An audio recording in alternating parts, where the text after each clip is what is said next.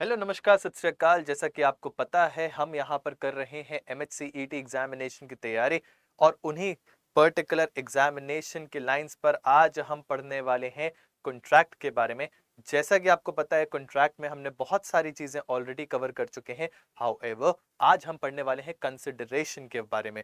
तो कंसिडरेशन से जुड़े हुए जो भी चीजें आपको पता होनी चाहिए आपके एग्जामिनेशन के लिए, जो हमें लगता है कि बहुत इंपॉर्टेंट है एंड आपको एटलीस्ट वो तो कवर करके जाना ही चाहिए, वो सारी चीजें यहां पर कवर करी जाएंगी। तो आपको घबराने की आवश्यकता नहीं है। कंसिडरेशन होता क्या है, कंसिडरेशन कौन दे सकता है, कंसिडरेशन किसके डिजायर पर दिया जाता है, ये वो सारी चीजें हैं जो यहां पर कवर किया जाएगा। तो इसीलिए आपसे गुजारिश है कि इस पर्टिकुलर सेशन को आप लाइक कर दें, इस चैनल को सब्सक्राइब कर दें अगर अभी तक आपने हमारे चैनल को सब्सक्राइब नहीं किया है, क्योंकि ये वो एक जगह है जहां पर आपके सारे लॉ एंट्रेंस एग्जामिनेशन की नीड्स को फुलफिल किया जाएगा।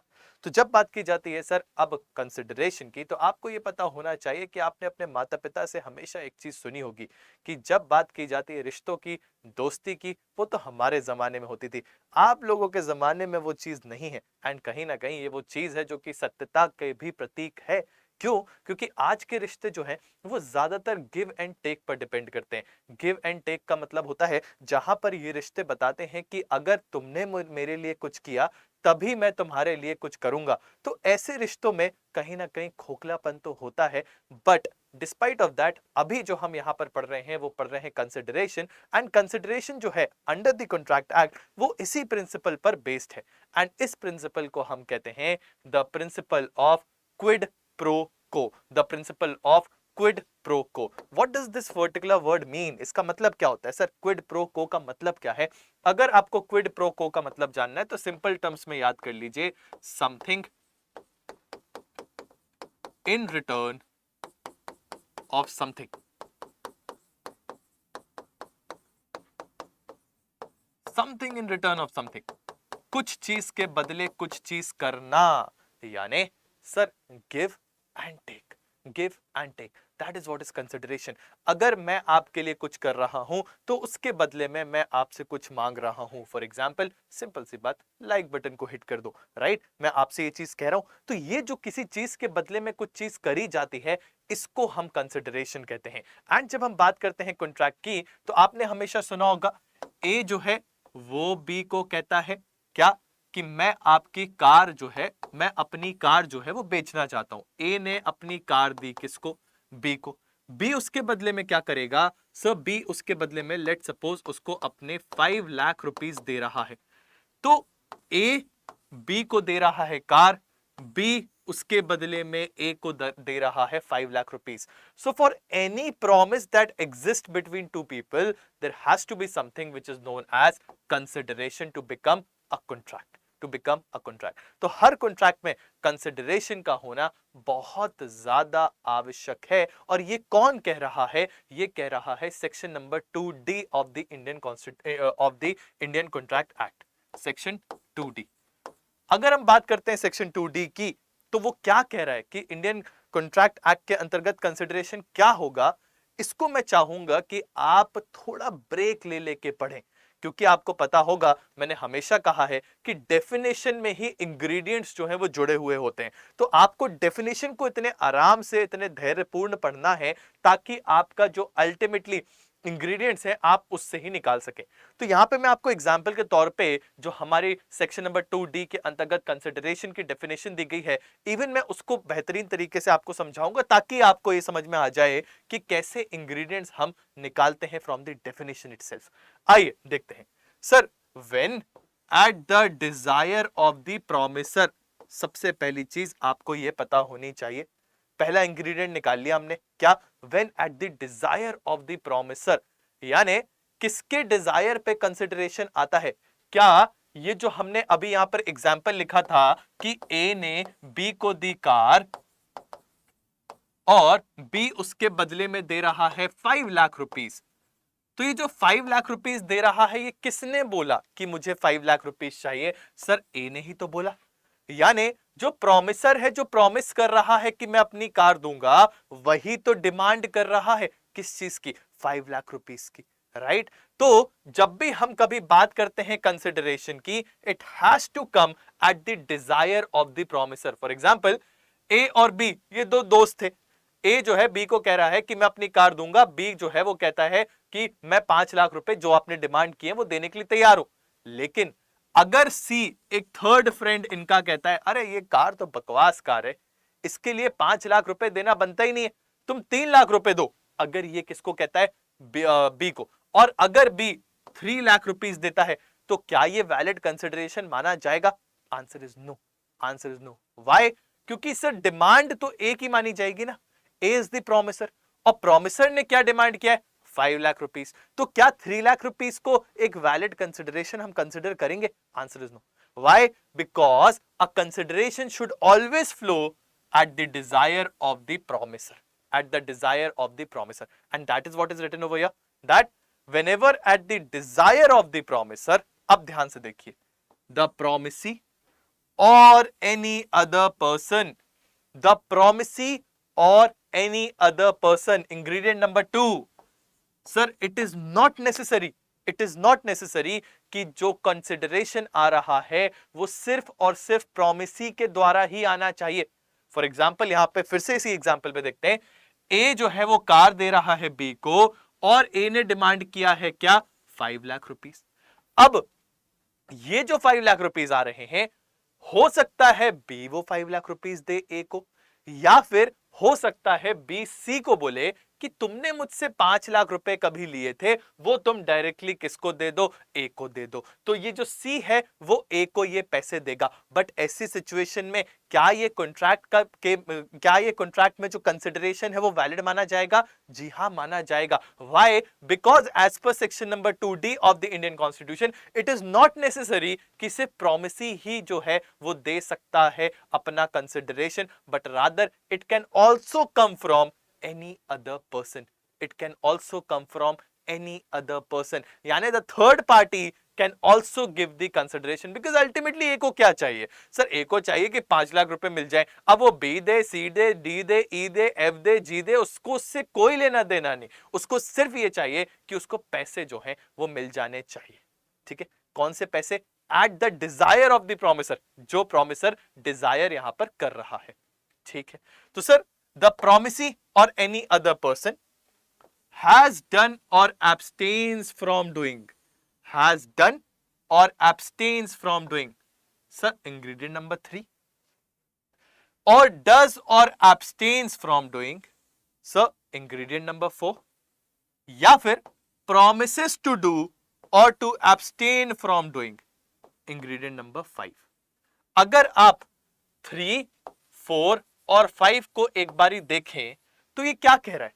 सर ये बेसिकली बता रहा है, जहां पर एक व्यक्ति कुछ करने के लिए कह रहा है I will pay you 5 lakh rupees, या फिर कुछ करने से एब्सटेन करने के लिए कह रहा है कि मैं ये चीज नहीं करूंगा, राइट? तो that is abstain from doing. तो या तो कंसिडरेशन में कुछ चीज की जा रही है या कुछ चीज करने से एब्सटेन किया जा रहा है, ये समझ गए हम। लेकिन ये जो कुछ चीज करी जा रही है या फिर जो चीज एब्सटेन किया जा रहा है, ये कब करना होगा? क्या ये प्रेजेंट सिचुएशन में करना होगा, या ये जब कॉन्ट्रैक्ट बन रहा है उसके पहले करना होगा, या कॉन्ट्रैक्ट बनने के बाद फ्यूचर सिचुएशन में करना होगा? दिस इज समथिंग क्वेश्चनेबल कि consideration has to be present act और द पास्ट एक्ट और द फ्यूचर एक्ट। एंड इस चीज को जस्टिफाई करने के लिए आपको 3, 4 एंड 5 जो है वो पढ़ने होंगे, क्योंकि 3, 4 और 5 आपको बता रहा है कि कंसिडरेशन जो है वो एक पास्ट इवेंट भी हो सकता है, कंसिडरेशन आज की डेट में भी किया जा सकता है, और कंसिडरेशन आगे आने वाली डेट पे भी किया जा सकता है। And this is what is known as that your consideration can be past or present or a future event. Your consideration can be past or present or a future event. समझ में आ गया? ठीक है, अब बढ़ते हैं आगे। Such an act or abstinence or promise is known as consideration. चलिए, यहां से हमने क्या सीखा? सर यहां से हमने सीखा that when we are talking about consideration, this particular consideration can be either past act or a present act or a future act. it can be either a past act or a present act or a future act. आप लोगों को याद है, या rather आप लोगों के आज भी जो सिबलिंग्स हैं, आप लोग के साथ तो होता ही होगा, क्या आप कहते होगे यार एक काम कर, आज तू मेरे लिए एक गिलास पानी ले आ, क्यों? क्योंकि कल मैं तेरे लिए पानी लेकर आया था। आई रिपीट, कल मैं तेरे लिए पानी लेकर आया था, यानी there was a past act that has already been done. चूंकि मैंने कल आपको 5 लाख रुपए दिए थे, आज आप उसके बदले में मुझे अपनी कार दे दीजिए। तो जो कंसिडरेशन है 5 लाख रुपए का, वो तो ऑलरेडी पहले दिया जा चुका है, राइट? तो यहां पर हम बात कर रहे हैं that consideration can be a past event, whereas consideration can be a future event also. How? आज आप मुझे 5 लाख रुपए दीजिए, उसके बदले में मैं कार आपको दे रहा हूं, दोनों तरफ से ट्रांजैक्शन हो रहा है आज की ही डेट पे, that is what is known as present consideration. Future consideration, आज आप मुझसे 5 लाख रुपए रख लीजिए एंड आप मुझे आज से 1 महीने बाद अपनी कार डिलीवर कर देना। तो क्या यहां पे कंसिडरेशन जो सामने वाले व्यक्ति का था कार डिलीवर करने का, वो हो चुका है? नहीं सर, ये तो 1 महीने बाद होगा ना। दैट मीन्स जो कंसिडरेशन जो एक्ट है वो आज नहीं हो रहा है, but it has been decided on a future date, and that is why we say that इन तीनों चीजों को क्लब करके कि कंसिडरेशन कैसा हो सकता है, either it can be a past event, either it can be in the present, or it can be a future event. It can be a future event. समझ में आ गया? Very good. अब बढ़ते हैं आगे। सर अब इन सभी चीजों को, जिन चीजों को हमने पढ़ा, इन सभी को जिस्ट की तरह देखा जाए तो निकल कर आते हैं आपके essentials of a valid consideration.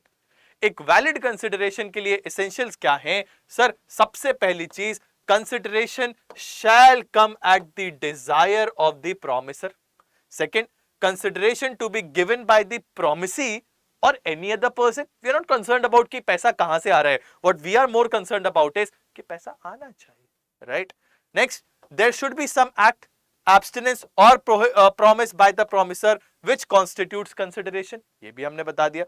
Consideration may be past, present, or it may be a future event. Or it may be a future event. समझ में आया? This is what we have been studying since slide number 1, और यहां पर हमने उसको as a gist आपको बताया है। अब बढ़ते हैं आगे। सर कुछ चीजें हैं जो आपको समझना इंपॉर्टेंट है, जिनमें सबसे पहले आता है that consideration must move at the desire of the promisor. यानी प्रोमिसर जो चाहेगा सिर्फ वही आप कंसिडरेशन दे सकते हो, उसके अलावा आप कुछ और कंसिडरेशन नहीं दे सकते, राइट? तो ये कैसे प्रूव होगा? इसके लिए एक केस लॉ है। सर आप इसको समझिए, एक व्यक्ति है जिसका नाम है अरुण। अरुण जा रहा था अपने घर से, अपने काम से वापस घर, एंड रास्ते में वो देखता है कि उसका एक नेबर है जिसका नाम है मनीष। मनीष के घर में आग लगी हुई है। ये अरुण खुद जाता है, अरेंज करता है पानी इकट्ठा करने का, एक जो पूरा का पूरा उसका पानी इकट्ठा करने का कैरियज है, और फिर उसके बाद पूरी की पूरी हाउस में जो आग लगी हुई है उसको बुझाता है। ठीक है, क्या यहां मनीष ने कुछ करने को कहा? नहीं कहा, ये इसने खुद किया। यस। तो क्या ये एक कॉन्ट्रैक्ट होगा?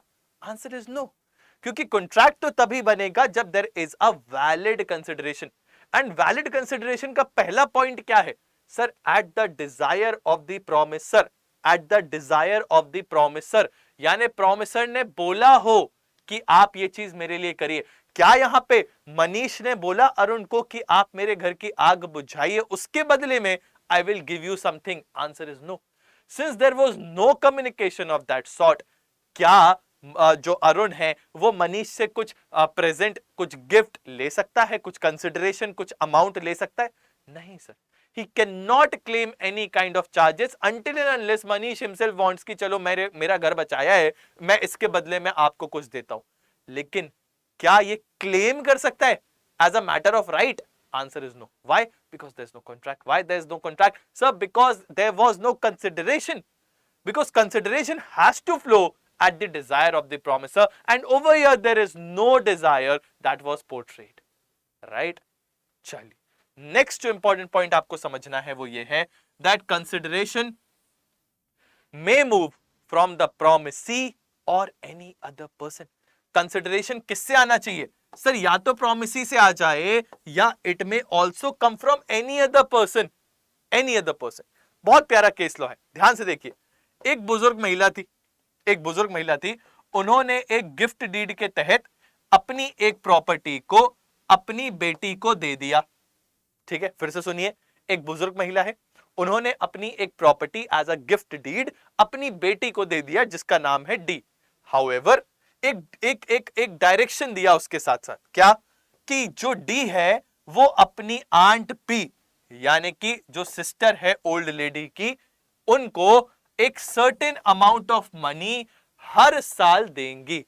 ठीक है, एक महिला है, उन्होंने अपनी बेटी को प्रॉपर्टी दी ये कहते हुए कि तुम्हें मेरी बहन का ख्याल रखना होगा, हर महीने हर साल जो है तुम्हें एक सब्सटैंशियल अमाउंट जितना भी उन्होंने डिसाइड किया वो उनको देना पड़ेगा। ठीक है, the same day D entered into an agreement with P to pay the agreed amount. उसी दिन एक अग्रीमेंट हो गया किसके बीच? डी यानी कि डॉटर, पी यानी कि आंट की, भैया मैं आपको इतने इतने रुपए जो है वो हर साल दूंगी।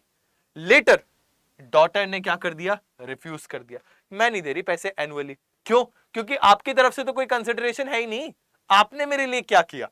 ये सवाल उसने उठाया और कहा कि देयर इज नो कॉन्ट्रैक्ट, क्योंकि आंट ने मेरे लिए कुछ नहीं किया, मैं उनको पैसे दे रही हूं, तो कॉन्ट्रैक्ट कैसे बना? Because there has to be a valid consideration. But यहां पे कोर्ट ने क्या बोला? यहां पे कोर्ट ने बोला कि मैंने आपको बता रखा है सर कि consideration can flow from either the promisee or any other person, and here in this particular contract आपने सामने वाले व्यक्ति को एनुअली एक अमाउंट देने को कहा है, किस लिए? क्योंकि आपकी माता जी ने ऑलरेडी आपको एक प्रॉपर्टी दी हुई है। So in this transaction the consideration is coming from the third person, right? And that is why this principle was laid down that the consideration may come from either the promisee or any other person for time being। समझ में आ गया जी? अब next is sir consideration need not be adequate. ऐसा जरूरी नहीं कि consideration जो है एडिक्वेट होना चाहिए। अगर कोई व्यक्ति अपने 10 लाख रुपए के घोड़े को 10,000 रुपए में बेचना चाहता है, वो बेच सकता है। यहां पे एडिक्वेसी की हम सवाल नहीं उठा रहे हैं। And next, consideration must be real and competent. ऐसा नहीं होना चाहिए कि आप इल्यूजनरी चीज बोल रहे हो एज अ कंसिडरेशन। तुम मेरे लिए जो है 5 किलो राइस यहां पर लेके आओ, कल मैं तुम्हारे लिए चांद का एक टुकड़ा तोड़ के लाऊंगा। क्या ये वैलिड कंसिडरेशन है? नो, क्योंकि चांद का टुकड़ा लेकर आना is something which is not real, and since it is not real that can not be a consideration. ठीक है जी, with this we have come to an end. इसको आप एक बार वापस से देखिएगा, पूरा बकायदा नोट्स बनाइएगा। आई कैन अश्योर यू कि इसके बाहर से कंसिडरेशन का आपको कुछ भी नहीं आएगा। ठीक है, तो इसीलिए इस कॉन्सेप्ट को आप बार बार रिवाइज करें, अच्छे से रिवाइज करें। एक बार आप कॉन्सेप्ट समझ गए, फिर any kind of question that is put to you, आप उसको इजीली यहां पर एड्रेस कर पाएंगे। ठीक है, फॉर दोज स्टूडेंट्स जो कि प्रिपेयर कर रहे हैं क्लैट 2024 के लिए, we have a dedicated supreme 2.0 batch for you. इस पर्टिकुलर बैच को आप बाय कर सकते हो विद दिस कोड Y692। जैसे ही आप इस कोड के तहत बाय करोगे, ये जो पर्टिकुलर कोर्स है आपका नियर अबाउट 11,000 रुपीज का आ जाएगा, क्योंकि सब्सटैंशियल मैक्सिमम डिस्काउंट हमारे पोर्टल पे जो है वो आपको इस कोड के साथ देखने को मिलेगा। आप इसको लगाइए एंड फिर उसके बाद आप अपने लिए एक अच्छा सा कोर्स खरीद सकते हैं जो कि आपको मदद करेगा एग्जाम क्रैक करने में, बिकॉज यहां पे वो सारी चीजें होंगी, चाहे वो हो इंग्लिश, लीगल, या हो आपका क्वांटिटेटिव टेक्निक, करंट अफेयर्स, या फिर आपके लिए यहां पर हो आपका logical reasoning. Everything will be dealt over here, so you can move on to our portal. वहां पे जाइए, देखिए what all courses are there जो कि आपको इंटरेस्ट करते हैं, आपके लिए इंपॉर्टेंट है। Take the code Y692, apply it, and as soon as you will apply this particular code, you are gonna see the maximum discount on our portal, which will be beneficial for you because it will make your studies affordable. ठीक है? With this, I am signing off. My name is Aditya Rai. Thank you so very much for your valuable time. Keep studying, keep grilling. Jai Hind, Jai Bharat.